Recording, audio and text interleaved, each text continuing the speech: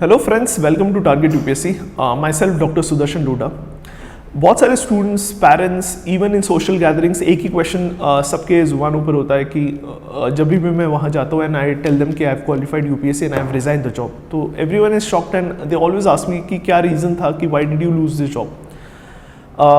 If you are new to this channel, I would ask you to first click the bell icon, hit the subscribe button so that you can get our regular updates and you can go and watch all our videos to see the quality of our teaching. So to continue with this question, why did I leave this job? Basically, I would like to brief you with my educational background. I was 7th in pre-medical entrance test in the state. Simultaneously, I got into the best medical college in India, that is KEM Hospital, Mumbai. Final year and internship के वक्त we got into contact with some seniors and students who were preparing for UPSC and हमारा interest generate हुआ, our parents supported it and उस तरह we thought of taking this decision of getting into UPSC. जब हमने UPSC के बारे में जानने की कोशिश की तो हमारे सामने दो ही पोस्ट जो हमारे नॉलेज में थी या हमें जिनके बारे में जानकारी थी या जिसके पास देखे हमने स्टार्ट किया, that was as a district collector or district magistrate or superintendent of police SP or as an IPS officer. तो ये दो पोस्ट को देख के ही हमने प्रिपरेशन स्टार्ट की. So in my fourth attempt I got 571 rank and was selected as Indian Defence State Officer. Basically IDS officer का role बताना चाहता हूँ. इसका रोल होता है कि जो भी डिफेंस एरिया है उसमें कुछ सेक्शन सिविलियन एरिया होते हैं, उस सिविलियन एरिया का मैनेजमेंट करना है. तो basically you are district magistrate for that civilian area. And to tell you कि इस जॉब में जो फैसिलिटीज़ होते हैं, गवर्नमेंट के फैसिलिटीज़ होते हैं, these are better than collector और एसपी वुड गेट. आपको एक बंगलो मिलता है, यू गेट अ कुक, आपको ड्राइवर, आपको you have 100 people under you, आपको car, everything you aspire in life you get through this job. The major problem with this service was initial 6 to 7 years you are posted in certain remote areas and the scope of the work is also less.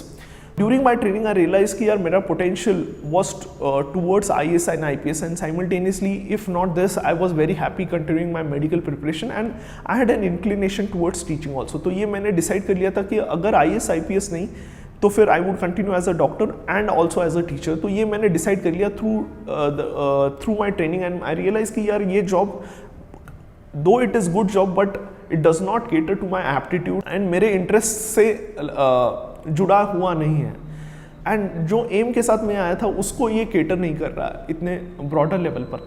तो I discuss with all the seniors and मैंने realise किया कि they also said कि जो life में सिर्फ IAS IPS बनना या फिर सिविल सर्विसेज में ही आप अच्छा काम नहीं कर सकते हो.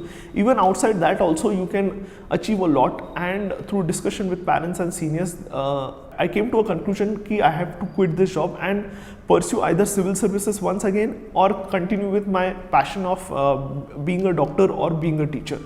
तो इस तरीके से I came to a conclusion. I gave one more attempt. I went to interview but unfortunately I could not clear. To give an idea कि मैं इतना confident था about leaving this job was I quit the job and then gave my next attempt. ऐसे नहीं हुआ कि मैंने पहले attempt खत्म किया and then I left the job. मैंने पहले job leave किया and then I gave my last attempt. क्योंकि तभी वो zeal आता था कि अगर मेरे back of the mind रहता था कि हाँ मेरे पास गवर्नमेंट जॉब है तो मैं कभी उस zeal से पढ़ाई नहीं कर पाता था. तो I thought कि first ultimately I have to leave this job, अभी नहीं तो कभी नहीं. तो I left this job and I thought of giving my last attempt. I went till the interview but could not clear. तो ये सारी जर्नी रही. सेकेंडली एक इम्पॉर्टेंट एडवाइस मैं देना चाहता हूँ सारे स्टूडेंट्स को. Life is not only restricted to UPSC. Even if you are able to clear it, it's well and good. It's one of the best services you can contribute to the society. अगर नहीं भी हुआ तो you have lot of opportunity to contribute to the society. You just have to be open about ideas, you have to be open about your thoughts. Still you can contribute in much larger way compare to any civil servants. सारे aspirants को यही बोलना चाहता हूँ कि give all your attempts with full vigour. अगर नहीं होता है तो भी life does not end and you have larger canvas to open up. And अगर आप अच्छा काम करना चाहते हो तो बहुत सारी अपॉर्चुनिटीज़ है. यही चीज़ मैं आपको बताना चाहता हूँ. तो basically the main reason of my quitting the job was कि मुझे लगा कि मैं इनिशियल 6-7 ईयर्स जो मेरे लाइफ के होते हैं, I should not be serving certain small areas but I should go out and dream something big. तो इनिशियल ईयर्स लाइफ के होते हैं 25 to 35 तभी आप कुछ नया कर सकते हो। अगर 35-40 एज हो जाता है एंड तब मैं क्विट करता हूँ तो बहुत सारे फैमिली रिस्पॉन्सिबिलिटीज आते हैं and you are not able to take a big decisions. तो ये एक मेजर रीजन था why I decided to quit this job at an early stage and venture into something which I follow by heart. So hopefully you got an idea and hopefully I have cleared most of your doubts. If you like this video, please hit the bell icon and share it among all your friends. Thank you. And you can join our Parishram test series, which is going to be the most effective test series to build consistency in your preparation.